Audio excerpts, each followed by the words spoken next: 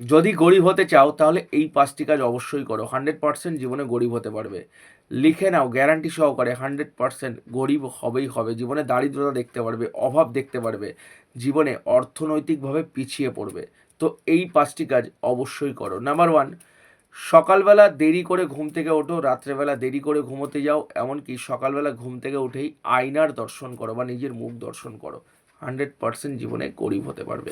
Number 2, সূর্যাস্তের পর ঝাঁটার ব্যবহার করো, ঝাড়ুর ব্যবহার করো। নাম্বার 3, বাড়ির প্রধান দরজা অপরিষ্কার অপরিচ্ছন্ন করে রাখা, বাড়ির প্রধান দরজার সামনে একত্রে অনেক জুতো ছড়িয়ে ছিটিয়ে এলোমেলো করে রাখা।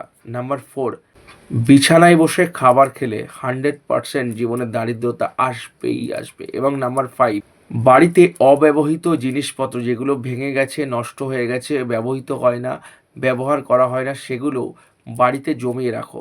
100% জীবনে গরিব হবেই হবে।